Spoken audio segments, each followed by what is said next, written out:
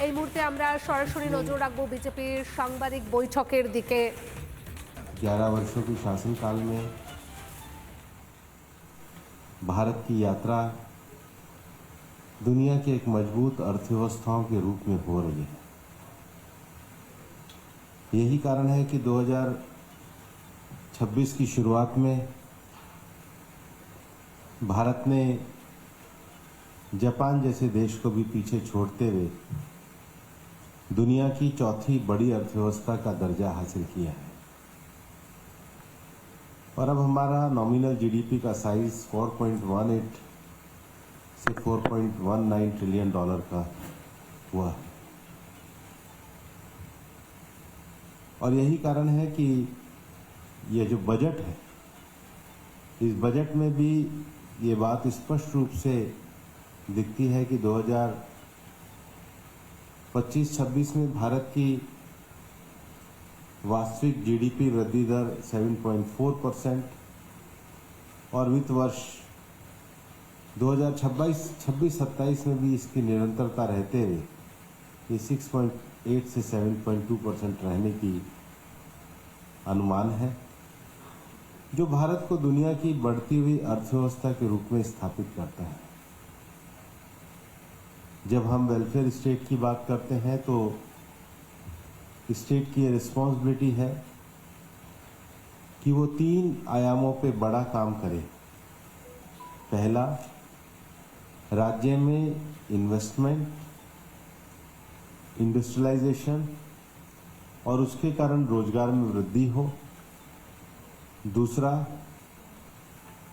Investment, industrialisation और रोजगार वृद्धि के कारण आम आदमी के जीवन में अधिक सुविधाएं आए, उनको ज्यादा अवसर उपलब्ध हों। और तीसरा, इस विकास का लाभ समाज के हर वर्ग को पहुंचे। और यही कारण है कि हमारी माननीय वित्त मंत्री जी श्रीमती निर्मला सीतारमण जी ने 3 कर्तव्यों के फिलॉसफी के आधार पर इस बार का बजट रखा। पहला कर्तव्य आर्थिक विकास को गति देना, दूसरा कर्तव्य जन आकांक्षाओं को पूरा करना और तीसरा कर्तव्य सबका साथ सबके विकास के साथ भारत को 2047 के विकसित भारत के रूप में प्रतिस्थापित करना। अगर आप सरकार की कंटिन्यूटी और कंसिस्टेंसी इन पॉलिसी में अगर आप देखेंगे तो माननीय वित्त मंत्री जी का भी ये लगातार नवा बजट है। एक महिला वित्त मंत्री के द्वारा लगातार 9 बार बजट दिया जाना अपने आप में ऐतिहासिक है और एक ही माननीय प्रधानमंत्री जी के नेतृत्व में उन्होंने दिया है।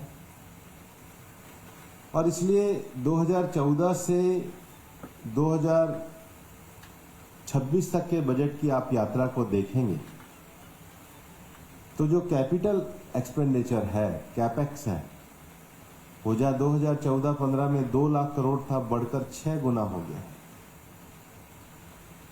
ये इस बात को दिखाता है कि हम जो निवेश है वो बहुत ही सजग तरीके से कर रहे हैं और इसका जो परिणाम, जैसे मैंने पहला बजट का पार्ट कहा कि बजट का पहला पार्ट ये कहता है कि हम ज्यादा उद्योग, निवेश और रोजगार को गति देंगे, तो इसका जो दूसरा परिणाम है कि आम आदमी की आकांक्षाओं को पूरा करने के लिए 10 साल के अंदर ही देश में 25 करोड़ लोग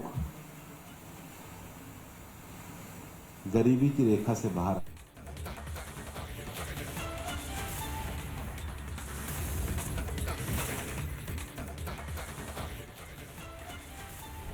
নানা ধরনের কন্টেন্ট দেখার জন্য লাইক করুন, শেয়ার করুন আমাদের ফেসবুক পেজ, সাবস্ক্রাইব করুন আমাদের ইউটিউব চ্যানেল।